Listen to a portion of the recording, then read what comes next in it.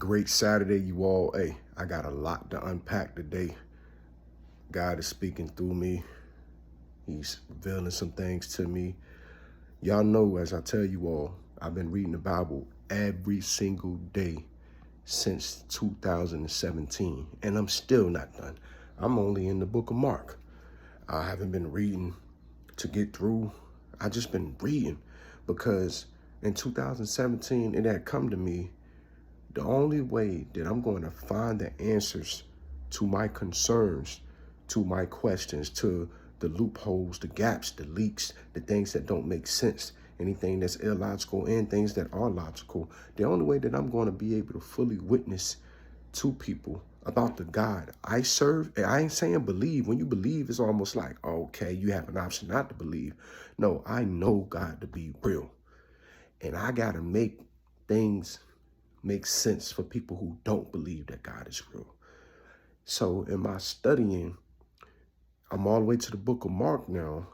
And if you pass the 1 minute mark with me, because some of this video will be a reel. So thank you to the platforms that allow you to post for more than 1 minute, which is all, but the reels are reels. So some people just want the microwavable version of what I got to say or what we have to say or what others may have to say. But y'all about to get the full exclusivity on what I found, not everything, but what came to me today. I really feel spiritually fed today. So check this out. Y'all got homework. Your homework right now is tell me who are the 12 disciples. I will say the original 12 disciples. Who were the disciples that were following Jesus? Because I had a hiccup this morning in my understanding in the book of Mark. I have a question. There was a big question mark. Big question mark. Let me make it. And the big question mark was, when you get to Mark 14, it talks about, as I said yesterday, the betrayal of Jesus. When Judas shows up with, I'm going to say the clan, the group, the army that's supposed to take Jesus in, or that took Jesus in, he already knew that Judas was going to betray him. He said it at the Last Supper. When it happened, who is Mark? Because when I look to see in Matthew chapter 18, and I want to make sure I get this right, Matthew 18, it names the disciples. We can go to Matthew 10 too. Matthew 18 names the disciples. Is it 18? I just had it this morning. Okay, hold on, y'all. Work with me. I was just looking at it. But somewhere, it might be 8, but somewhere it names the disciples. I even looked in Luke 5. Luke 5 is where I first meet the disciples when Jesus is at Lake Gennesaret. But I've never read all of Mark and Matthew, or never really took close looks at it, because Luke comes after Mark. You got Matthew, Mark, Luke, John. So in my 36 years of living, 35 years, I'll be 36 April 2nd, I've never knew the 12 disciples. I might have read past it, never paid close attention to it, but I want to pay close attention to it now, only for the reason that I don't want to cut the camera off to find it. I just had it, but it's either Mark. Yeah, check out Mark 3, and then check out Mark, maybe it's 10, Mark 18, but it's all the disciples are named. Matter of fact, I'm gonna come back and put it in the comments where you can check it at. But I want y'all to tell me, who are those 12 disciples? And then we're gonna have to dig a little deeper, because I want to know who witnessed the betrayal of Jesus that recorded it in this Bible, because the name of the book is Mark, where it's described in chapter 10, verses 14. You want to look at 14, whatever I posted yesterday, 14 through 39. And then today I read a little bit past, but you go to, I want y'all to look at Mark chapter 14, 14 through 39, and then go back and read from 39 to 51. In 51, it says there was a boy, a young man, clothed in linen, And then he pretty much dipped out. He witnessed what happened and dipped out. He witnessed the betrayal and dipped out. Because at this point, Jesus is being betrayed, but who witnessed it? If his disciples were with him, in the name of this, we got Matthew. Matthew was one of the disciples, if I'm not mistaken. Like I just don't want to cut my camera off because this is a recording of me saying this like live to you, not live over the net, but live in this camera. But it does say that, I'm gonna just read it. Mark 14, 38 through 51. Now a certain young man followed him, having a linen cloth thrown around him his naked body. And the young man laid hold of him, and he left the linen cloth and fled from them naked. Was that Mark? Or was one of the disciples? You know, you got Peter. We know it was Peter talking with Jesus at Luke 5 when they was at the Lake of Gennesaret, and Jesus told Peter to cast out to the deep. We know that nevertheless he let down their nets, like Peter did it. That was Simon Peter. There was another Peter too, which is the Canaanite. Then we have two brothers. I think they were of Zebedee. Then you had some other names, but I ain't see no Mark.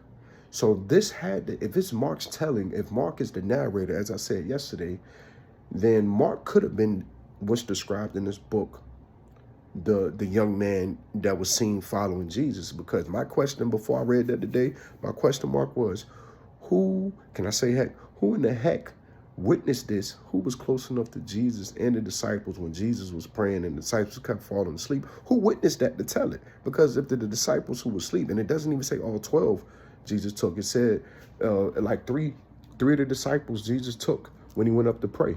And when he went further, it says it between 14, Mark 10, 14 through 38, 39, it says who, or maybe down to 43, 44, who Jesus, let me see, watching, pray, entered, sleeping. So it said who Jesus took. Verse 33, Mark 14 and 33 says he took Peter, James, and John. So where the other 9 disciples at? You know what I'm saying? Like, maybe Peter, James, and John, they were Simon, Peter, James, and John were the forerunners. But who was the person that saw Jesus praying and going a little further to record this? And the only clue I got, the only hint I got is verse 51 in Mark 14. Mark chapter 14, verse 51. That's the only hint I got. But here's my homework. My son is making some noise. I guess I'm waking him up, but I'm going to go tend to him in a second. Just was back there with my son, by the way. But he knows when I get like this in the morning and I got to share this excitement, my jubilation, that it may wake him up. But I want to say this. In Luke 5, it tells us the disciples that followed Jesus. Just a few. Somewhere Mark 3, Mark 18, Matthew 3, Matthew 18, we get all 12 names of the disciples. I'm gonna come back and post it in the comments because I don't want to take too much time here trying to say it. I have it underlined, but like I said, I'm on video. I don't want to cut the video. So we get the name of the 12 disciples. I don't see none of the names being marked. So what I'm going to do, I have to study the backgrounds at some point to find out, did any of these 12 disciples, or who we know as the 12 disciples in the Bible, go under the name of Mark? Also, the young man that's described, go back to Mark 14, verse 51.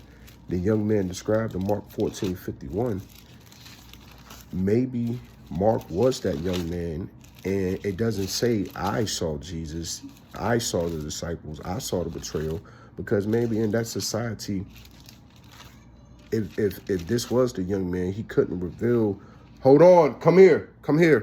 He couldn't reveal that he saw it because maybe he would have been heavily sought after for being the one that said, hey, I saw this happen.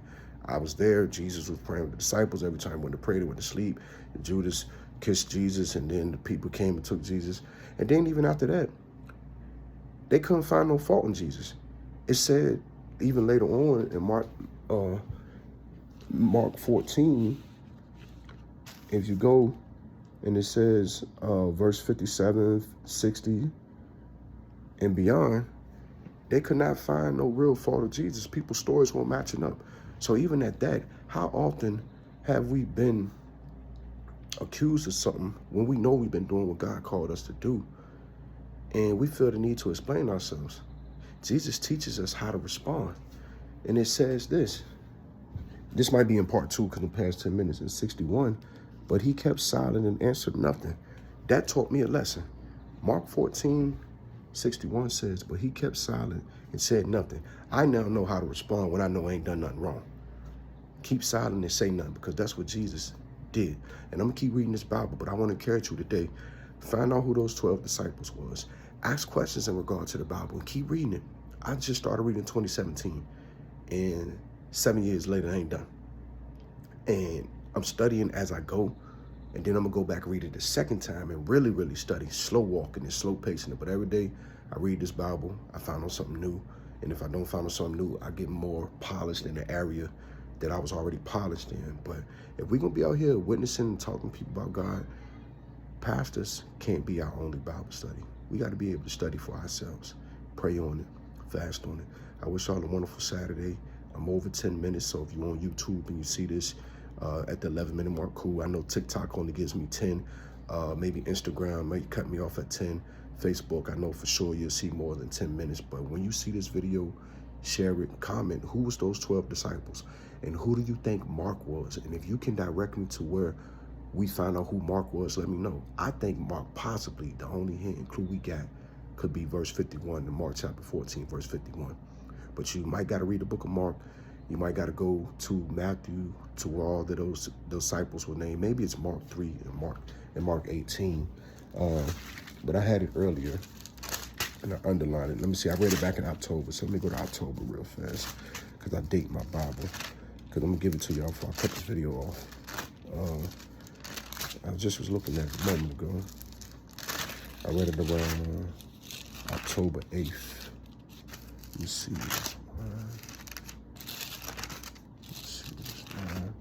Thank y'all for hanging close with me. Let's get there, let's get there, let's get there. Let's get there. I was just looking at the verse where I had underlined all the disciples that were named. Here we go. It's Matthew chapter 10, 1 through 4, where we get the name of the disciples.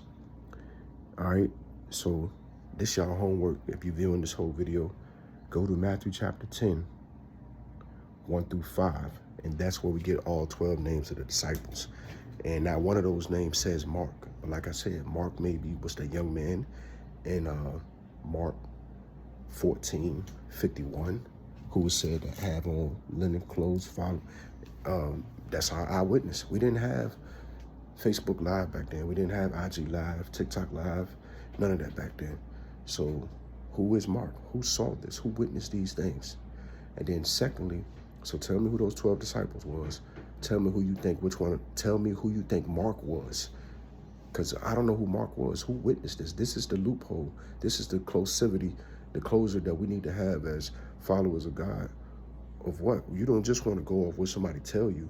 You want to read this Bible and get to know for yourself, pray on yourself, and then connect the dots yourself. But I wish you all a great day.